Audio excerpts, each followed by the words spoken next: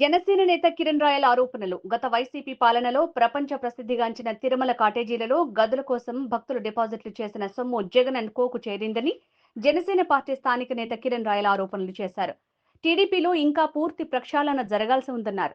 గతంలో ఈ దోపిడీపై ప్రశ్నించిన పాపానికి నాపై కేసులు పెట్టారన్నారు. భక్తులు చేసిన డిపాజిట్లు ఎప్పటికైనా అకౌంట్లోకి వస్తాయని భ్రమపడుతున్నారు. కానీ ఈ డబ్బు వైసీపీ ఖాతాల్లోకి వెళ్లిందని శ్రీవారి భక్తులకు తెలియదన్నారు. నిన్నటి దినం టీటీడీ పాలకమండలి సమావేశాల్లో గతంలో మేము అడిగినట్టు తిరుపతి స్థానికులకు కూడా కౌంటర్లు ఏర్పాటు చేయడం చాలా శుభ పరిణామం. అలాగే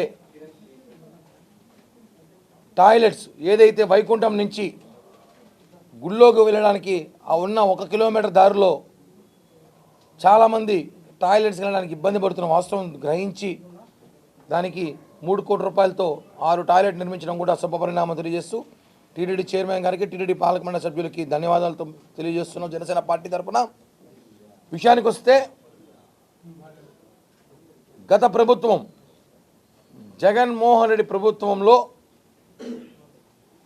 2021, 22, 23, 24 ఓకే 21 కరోనా తీసేద్దాం. 22, 23, 24 ఈ 3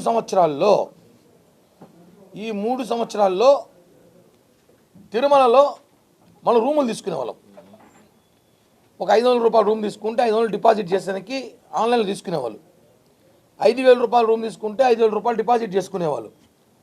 దాన్ని తిరిగి 15 రోజులకో 20 రోజులకో అకౌంట్లో పడుతుందని చెప్తారు.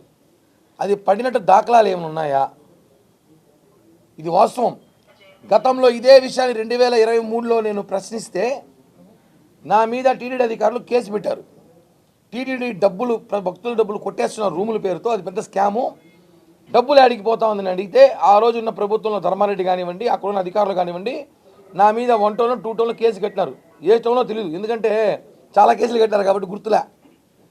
కేసు కట్టారు నా మీద, పిలిపించి స్టేషన్ బెయిల్ ఇచ్చి పంపించారు. అంటే ఏంటి నీకు అడిగేది ఏమంటే, ఉదారగా ఒక ప్రైవేట్ బ్యాంక్కి గత ప్రభుత్వంలో అండర్ కంట్రోల్ కింద ఇచ్చారు.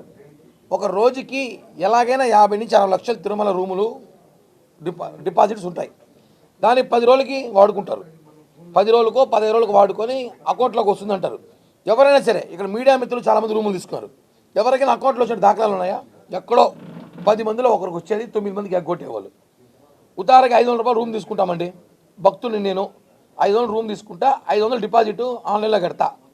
తిరిగి 500 వచ్చేవరకు నేను ఫోన్ చూసుకుంటా కూర్చుంటాను 10 రోజుల 500 ఎప్పుడు వస్తుంది సార్. దేవుని ఉండిలో పోయింది అనుకుని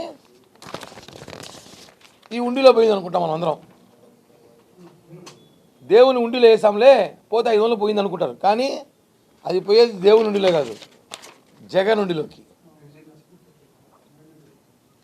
దేవుని ఉండిలో అనుకుని భక్తులందరూ వదిలేశారంట,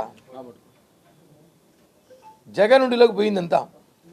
దీని మీద విచారణ కోరుతున్నాము. గత ప్రభుత్వం 3 సంవత్సరాలు టీటీడీలో తిరుమల తిరుపతి దేవస్థానం పద్మావతి కానివ్వండి, ఎంబీసీ, సిఆర్ఓ కౌంటర్, ఏఆర్పి కౌంటర్లో రూములు ఇచ్చారు. ఆ రూములన్నీ కూడా డిపాజిట్ తిరిగి వచ్చాయా? ఎంతమంది తిరిగి ఇచ్చారు? ఎంతమంది కంప్లైంట్లు ఉన్నారు? దేశవ్యాప్తంగా ఉన్న శ్రీ వెంకటేశ్వర స్వామి భక్తులందరూ కూడా ఈ విషయం మీద మాట్లాడాల్సిన అవసరం ఉంది.